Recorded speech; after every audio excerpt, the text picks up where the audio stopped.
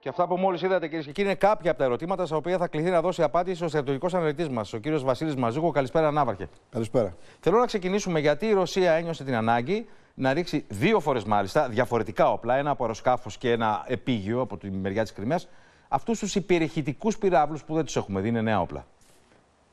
Εκτιμώ ότι ήταν μια ευθεία απάντηση στη Δύση, η οποία προμηθεύει και εσχάτως με πιο προηγμένα αντιαεροπορικά συστήματα την Ουκρανία, συμπεριλαμβανομένων και S-300, προκειμένου να δείξει ότι μπορεί να υπερβεί όλα αυτά τα εμπόδια η Ρωσία ανά πάσα στιγμή. Υπενθυμίζω ότι αυτή η πύραυλη είναι ιδιαίτερα ακριβή και δεν θα τους σπαταλούσε για άλλους λόγους. Άκουσα για εκατοντάδες εκατομμύρια, δεν ξέρω το ακριβές ποσό. Διάβαζα δηλαδή ότι έχουν με δύο βολές μπορεί να έχουν ξεπεράσει και το 1 δισεκατομμύριο. Ακριβώς. Επειδή λοιπόν είναι τόσο προηγμένη και τόσο ικανή αυτή η πύραυλη, γιατί όπως ξέρετε φτάνουν μέχρι και 10 τουλάχιστον μαχ, που σημαίνει πάνω από 10 φορές ταχύτητα του ήχου. Σκεφτείτε ότι 340 μέτρα το δευτερόλεπτο είναι ο ήχος. Άρα επί 10 είναι 3,5 χιλιόμετρα το δευτερόλεπτο. Απίστευτες ταχύτητες. Συνεπώς καταλαβαίνετε ότι κανένα ραντάρ δεν μπορεί να πιάσει εύκολα και κυρίως να εγκλωβίσει και να παρακολουθήσει και να βάλει εναντίον του.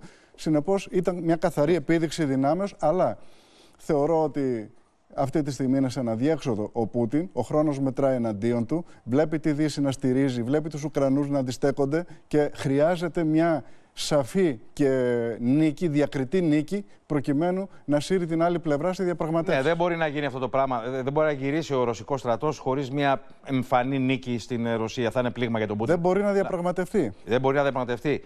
Ήθελα να ρωτήσω το εξής, γιατί πέραν των υπερηχητικών πυράβλων, αυτό το σύγχρονο υπερόπλο, το οποίο εξετάζει και η Δύση πώς θα μπορούσε να τα αντιμετωπίσει, έχουμε όπλα τα οποία είναι απαγορευμένα.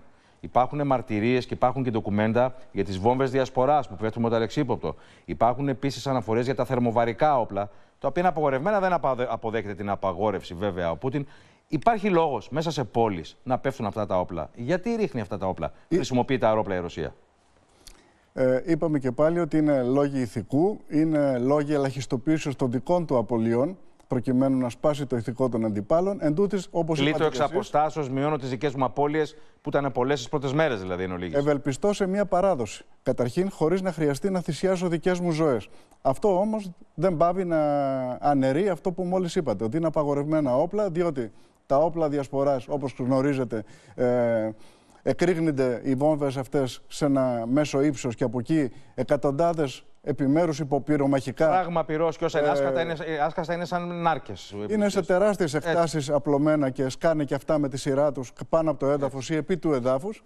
Οι θερμοβαρικές επίσης είναι μεγάλης καταστρεπτικής, με οστικό κύμα, με βραδία, με διαρκή καύση και με δέσμευση του οξυγόνου. Πόσα μυαλά έχουν δουλέψει και τι ευφυείς άνθρωποι για να φτιάξουν υπερόπλα τα οποία σκοτώνουν τον άνθρωπο. Και δεν θέλω να αναφέρω βέβαια τα χημικά και τα βιολογικά. Εύχομαι να μην τα χρησιμοποιήσει να μην τα βρούμε καθόλου. Κανείς, ποτέ μπροστά μας. Ευχαριστώ πάρα πολύ και στο σημείο αυτό πάμε να δούμε, κυρίες και κύριοι, και τους υπερηχητικούς πυράβλους αλλά και αυτά τα απαγορευμένα όπλα στο βίντεο που ακολουθεί. Υπερόπλο, θανατηφόρο και αόρατο, Κινζάλ δηλαδή στιλέτο, ονομάζουν οι Ρώσοι τους υπερηχητικούς πυράβλους που φέρεται ότι κατέστρεψαν υπόγεια αποθήκη πυρομαχικών στην Ουκρανία. Οι υπερηχητικές αυτές βόμβες μπορεί να χτυπήσουν στόχο σε απόσταση 2.000 χιλιόμετρων, λένε Ρώσοι. Αλλάζουν εύκολα πορεία και ύψος παραμένοντας αόρατες για τα ραντάρ. Το χτύπημά τους χαρακτηρίζεται ακριβίας από Ρώσους στρατιωτικούς. Έχει πολύ μεγάλο βεληνικές, έχει πολύ μεγάλη διατρητική ικανότητα.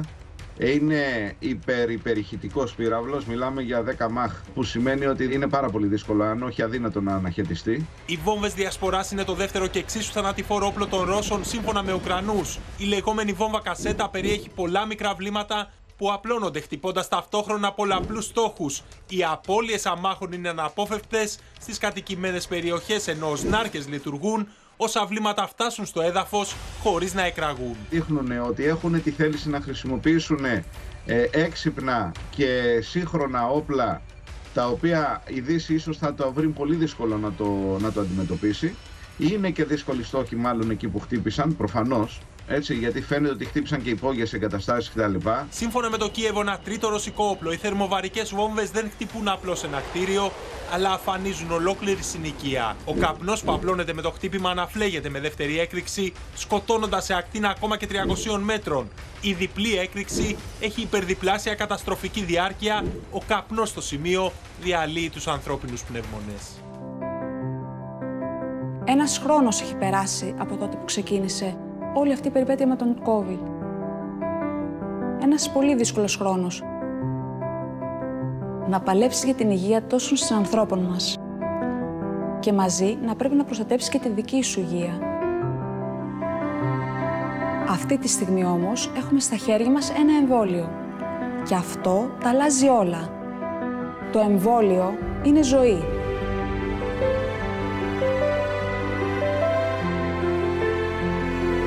Ο πρώτος πολίτης που εμβολίασα ήταν ένας πολύ συμπαθής ηλικιωμένος κύριος. Το ευχαριστώ που μου είπε, η ευγνωμοσύνη που είδα στα μάτια του, ήταν κάτι που δεν θα ξεχάσω όσο ζω. Και όταν φύγει αυτός ο ιός από τη ζωή μας, νομίζω θα έχω να το λέω, ότι ήμουν κι εγώ εκεί και έκανα το ρόλο μου όσα περισσότερα μπορούσα.